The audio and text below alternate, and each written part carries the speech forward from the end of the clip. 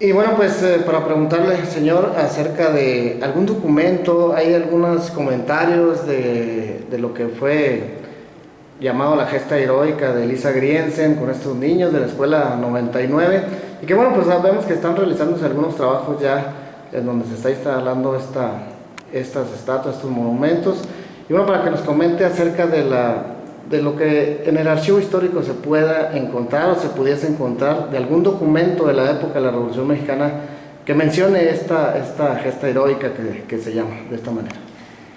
Mire, no existe ningún documento, no lo conozco cuando menos. O sea, no existe ningún documento de la época que hable de Lisa Griensen.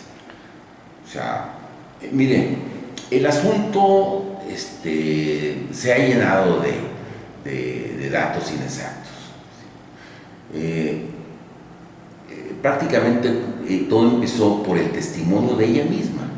Estamos hablando de los 40, cuando ya habían pasado 25 años después de que sucedieron las cosas, ¿no? Entonces ella declara: yo era una niña, que ella había encabezado la rebelión, pues el zafarrancho ahí contra los gringos, pero no hay ningún documento que nos hable de eso. Mire, la primera información en la que contamos es el testimonio de unas maestras de aquí de la iglesia metodista, que tenían una escuela aquí en la iglesia metodista que todavía existe. Entonces ellas, obviamente, que vieron las cosas, la situación tensa, etcétera, y salen corriendo al Paso. Entonces en el Paso les entrevista un periodista que no recuerdo exactamente su nombre, pero esa entrevista la reprodujo el New York Times. Entonces dicen, ellas lo declaran así expresamente, dice un viejo mexicano, o sea, un hombre viejo, un hombre de edad, les dijo que los soldados americanos habían matado 40 mexicanos. Esa es una parte de la entrevista, pero ellas lo confiesan, nos dijeron que ellas no lo vieron. Okay. ¿Verdad? Entonces, obviamente, eso era una tragedia. O sea, entonces lo reprodujeron montones de diarios en Estados Unidos, en Europa, hasta en África. Tengo un recorte ahí en un lugar de Marruecos donde lo reproducen. Entonces, pues era una tragedia. Entonces, de ahí la importancia que se tuvo. Los datos se van falseando cada vez más, exageran las cosas, etc. Hay una versión que dice, había 2,000 soldados en la plaza. No caben 2,000 soldados en la plaza, mucho menos a caballo. Claro. Entonces, era un batallón, entonces eran 150 gentes, no había más. Entonces, pero tenemos eso de las maestras, la testimonial que da Edgar Poe, como en los 60, no la menciona. Tompkins en su libro no la menciona. El testimonial de Beatriz West tampoco la menciona, etcétera. Mucha gente que sí estuvo, o sea, ninguna testimonial, ninguna menciona a Lisa Griensen. O sea, ellos no pueden demostrar que Lisa Griensen tomó parte, mucho menos demostrar que no tomó, ¿verdad? O sea, no puedo decir que no tomó parte, porque pues no lo puedo demostrar tampoco. No hay evidencia de una cosa ni de otra. De ninguna especie. Ya muy recientemente apareció una versión escrita de este señor Sepúlveda, de Gabriel, creo que no, se llamaba, bueno, no recuerdo, un señor Sepúlveda que tomó parte, pero es una versión que la quieren hacer aparecer como antigua, pero la verdad es que es nueva. Está redactada en términos totalmente modernos, o sea. Okay. Señor, aquí en el archivo histórico, ¿cuántos documentos de esa época, de ese tiempo, se tienen en resguardo? Aproximadamente. Pues a lo mejor, pues, bueno, tenemos de 1916 exclusivamente. Pues no sé, tenemos ahí las cosas un tanto cuanto clasificadas diferente, pero vamos a poner que por cada año se hagan unos 10,000 papeles. 10,000 papeles. 10,000 documentos por cada año. Y en ninguno de ellos aparece lo de Elisa Grienzen. O sea, los hemos revisado todos y no aparece ninguno. Ninguno. Porque, mire, por ejemplo, en la Secretaría de Defensa Nacional aparece un telegrama y aparecen un par de documentos. Y nomás hablan del incidente de Parral, pero ninguno menciona a Elisa Grienzen. O sea, sí, parece que los soldados entraron a Parral aparentemente engañados, les dijeron que no iba a haber problemas. Llegaron con la intención de comprar unas cosas, querían bañarse los soldados. Pues había 3 hoteles aquí en la plaza, ¿verdad? El Hotel Fuentes, el Hidalgo y el Cosmopolitan aquí. Ese era el pretexto por el que entraron. Parece que a la primera, que todo parece indicar que a la primera indicación de que estaban causando problemas, ellos decidieron irse. Ellos en ningún momento presentaron ningún impedimento para irse. Hay una versión que publicó la Sociedad Chihuahuense de Estudios Históricos de un señor Maximiano Fraire. Entonces, él dice que el zafarrancho no fue ni siquiera en la plaza, que fue en el hueco que está un poquito antes de la estación de ferrocarril. Ahí fue y aquí está el boletín. Entonces cada quien da su versión. Hay muchas versiones. Hay muchas versiones. Nelly Campobello contradice a Elisa Grienzen en cuanto dicen que Villa no le negaba nada. Nelly Campobello la contradice. Entonces es un problema.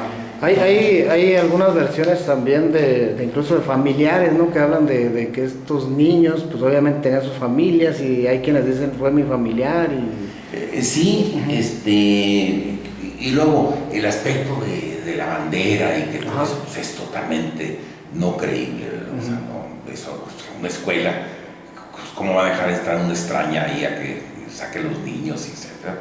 Sería una irresponsabilidad de parte de las maestras, ¿no? Claro. Lupe Pérez, que era maestra en esa época, esa sí era, porque ya no, Elisa Grienzen no era maestra ahí en la escuela. Porque incluso hasta se decía en algunas versiones, ¿no? Que era maestra de la escuela. Las versiones en otras dice que estaba de vacaciones aquí. Sí, estaban chorreadas. Dice Beatriz West que Elisa Grienzen llegó al último, cuando los soldados ya estaban montados, y que nomás les gritó 1000 cosas. Y eso fue todo. Eso lo dice Beatriz West. Entonces, mi abuela decía que no había sido ella, que la que había iniciado el problema ahí de 3 chiflidos y 2 pedradas, no fue más. Fue más, había sido una señora que vendía camote ahí donde está ahora la farmacia aquí. Concha, que no sé cómo se apellida. Que esa había sido la que había iniciado, pero todo pasó en 3 minutos.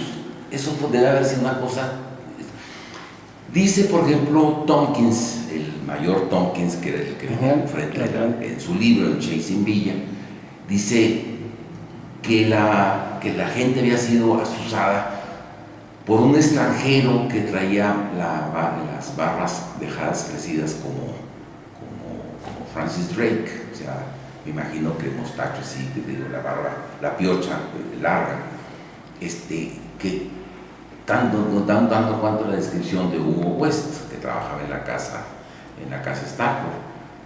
Pero es imposible, con tan poca información documentada, armar una historia. Pero se ha armado. Se ha armado. Es así como lo de la película El héroe desconocido. O sea, fabrican un héroe, etcétera. Mire, no está lejos de El niño artillero, los niños héroes, claro, de 1847. Es lo mismo, o sea, es una historia mal contada, es una historia le han agregado, no es posible corroborarla con documentación. Naturalmente que hacer historia con testimoniales es una historia de segunda, eso sí es una realidad. O sea, si no hay documentos de la época, el comité Elisa Grienzen, no sé cómo se llama exactamente, presentó como como un documento, su documento más importante, es una carta que le escribe un diputado Servín como en 1926, 27, o sea, 10 años después de que se... y la felicita por el acto patriótico que hizo. Hay gente que me ha dicho que el acto patriótico por el que la felicita Servín es porque ella no aceptó o no quiso, dijo que ella que no había sufrido ningún daño por el efecto de las reparaciones causadas por la revolución a los ciudadanos franceses, que dijo que ella no había sufrido ningún daño y que en caso de que hubiera sufrido, ella no iba a demandar a México. Eso fue el acto patriótico que ella... No el que... O sea, no el de los niños. Mire, nunca lo vamos a saber, nunca vamos a saber la verdad. Pero de que no se puede documentar, no se puede documentar. ¿Cómo queda en estas partes usted con la experiencia y bueno, pues tantos documentos históricos? Hace un rato fuera de cámaras platicábamos, pues lo delicado que a veces se puede tornar estas situaciones, ¿no? ¿Cómo considera usted esto que sucede en el sentido de, pues hasta crear una imagen, un acto que no se lleva a cabo? ¿Cómo lo podemos ver históricamente? O sea, ¿distorsiona la historia? Mire, ¿o es algo común? El acto sí sucedió.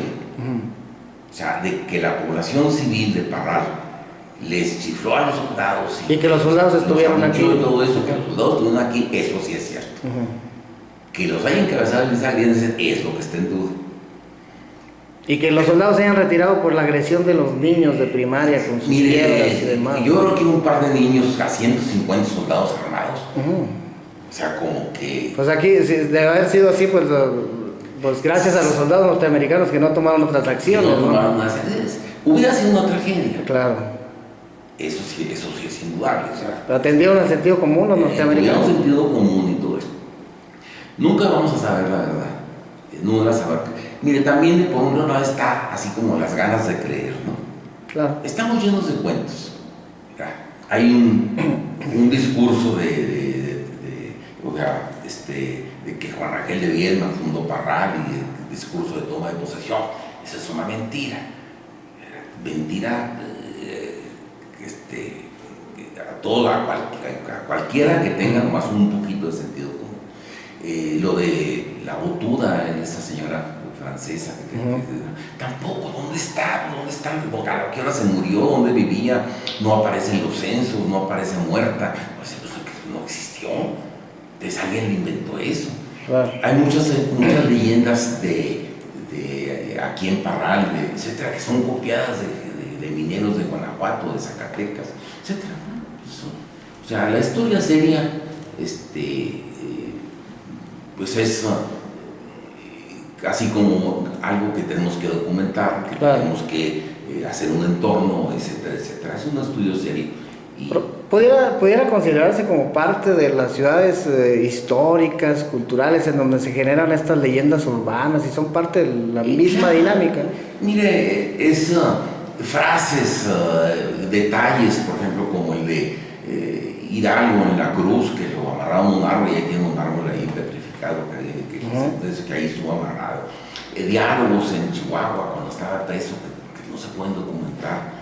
Frases que le atribuyen a Francisco Villa que no se pueden documentar. Claro. De que Parral me gusta para morir, me dime de dónde está, ¿verdad?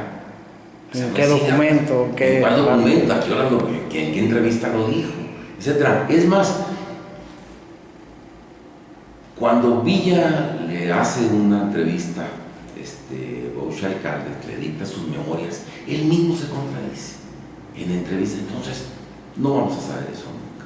A final de cuentas, yo creo que el grupo de niños que les chiflaron a los soldados, que iban acompañados por mucha gente grande, eso sí es cierto, porque los norteamericanos lo confiesan después, dijo, que su presencia en México le había dado más popularidad a Villa, claro. que la gente no le gustaba que los soldados hubieran estado en México. Sin embargo, después de que lo de Villa en Columbus, la opinión pública americana estaba exigiendo al gobierno que viniera a castigar a quien había osado meterse a su territorio. Una población de tercera, de quinta categoría, que no tenía la menor importancia ni económica ni militar, ¿verdad? Y fue una cosa de coraje, de Villa, que reconoció en el gobierno de Carranza, de alguna manera. Fue una manera de desquitar su coraje. Lo dijimos en un boletín, la presencia de Estados Unidos, la intromisión de Estados Unidos en la guerra europea de 1814 salvó a México de algo peor. O sea, ¿cómo que no pudieron? Si en 1847 se fueron hasta la Ciudad de México. Ni modo que, o sea, nos fue bien con la expedición punitiva, pero bien nos fue. Después del incidente aquí de Parral y un enfrentamiento militar, que eso sí es cierto, que ocurrió aquí en el Tule, ahí sí un intercambio de balazos y etc. Y en el Carrizal, con Félix U. Gómez, eso sí es cierto. Pero es muy poco en relación con una expedición de ese tamaño y de ese tiempo. Entonces los americanos pues, tenían un objetivo un poquito más encima, ¿no? Claro. O sea, ellos, ¿qué día se fueron? El día que promulgaron la Constitución de 1917. Ese día se fueron. Perfecto. Señor, pues le agradezco mucho el que comparta estas experiencias, estas opiniones. Y bueno, pues aquí está la parte, digamos, oficial de lo que en cuanto a documentos se refiere, documentos históricos. En el archivo histórico de Parral no hay ninguna evidencia en ese sentido estricto de lo que se comenta. Ninguno, absolutamente ninguno. Le agradezco mucho. ¿Algo más con lo que quiera usted despedirse? No, pues al contrario, muchas gracias a usted por venir y por dejarme llegar a su auditorio. Gracias.